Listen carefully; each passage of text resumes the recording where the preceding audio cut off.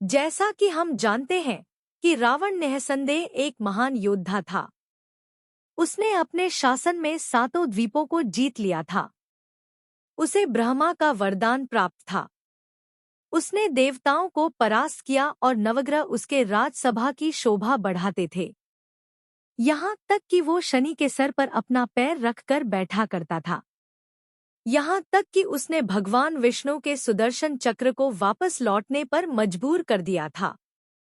उसका वीर रूप ऐसा था कि उसके साथ अपने अंतिम युद्ध करते समय स्वयं श्रीराम ने कहा था कि आज रावण जिस रौद्र रूप में है कि उसे पराजित करना समस्त देवताओं के साथ स्वयं देवराज इंद्र के लिए भी संभव नहीं है।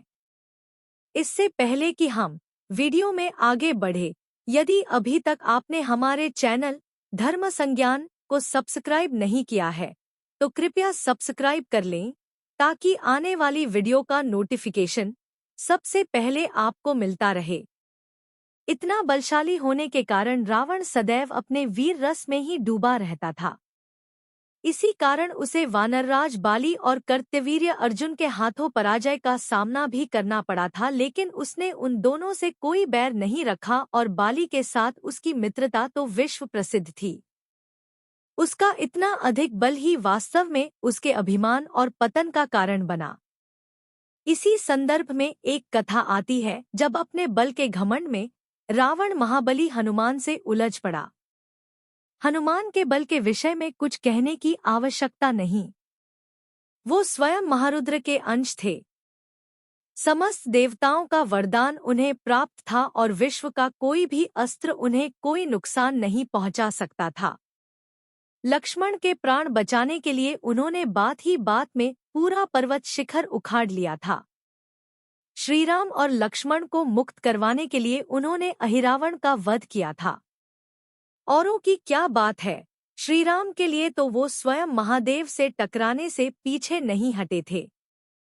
हनुमान और रावण दोनों महाबली थे, किंतु जहां हनुमान अपार बल के स्वामी होने के बाद भी सदैव विनम्र रहे, वहीं रावण सदैव अपने बल के घमंड में दूसरों का अहित ही करता रहा। इसी बल के अभिमान में उसने देवी सीता का हरण किया और अपना सर्वनाश कर लिया। कथा यह है कि लंका युद्ध के समय अपने बल के मद में रावण ने हनुमान से शर्त लगाई कि दोनों में कौन अधिक शक्तिशाली है। अब इसका फैसला कैसे हो?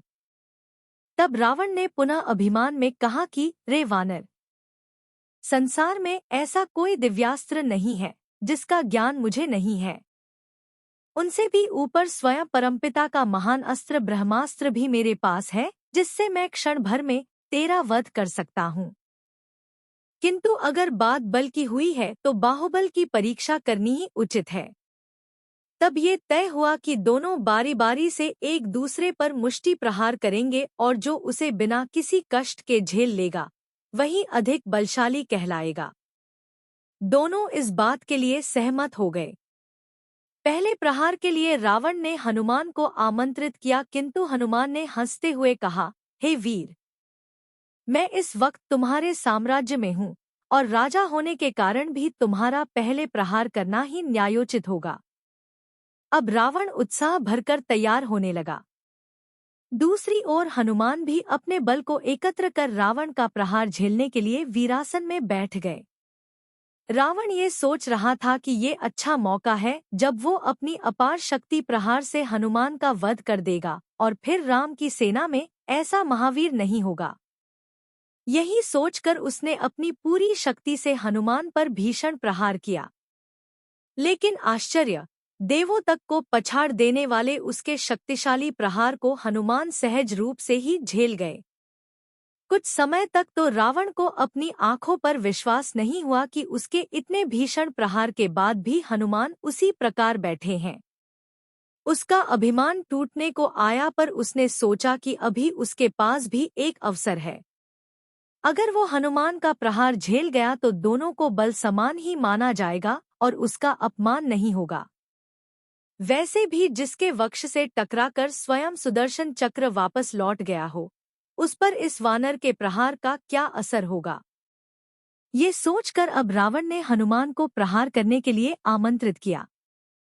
हनुमान पहले से ही देवी सीता के अपहरण के कारण रावण से रुष्ट थे। उन्होंने सोचा कि इस दुष्ट के कारण क्यों श्रीराम भटकते रहे। इससे तो अच्छा कि आज अपने प्रहार से वे उसका वध ही कर दें और माता सीता को ले जाकर श्रीराम को सौंप दें। ये सोचकर उन्होंने रावण पर प्रहार करने के लिए पूरी शक्ति से अपनी मुष्टि उठाई। अब क्या हो?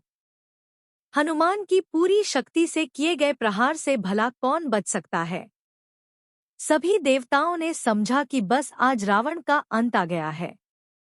किंतु इससे पहले हनुमान प्रहार कर पाते, स्वयं ब्रह्मदेव अदृश्य रूप से हनुमान के सामने आए।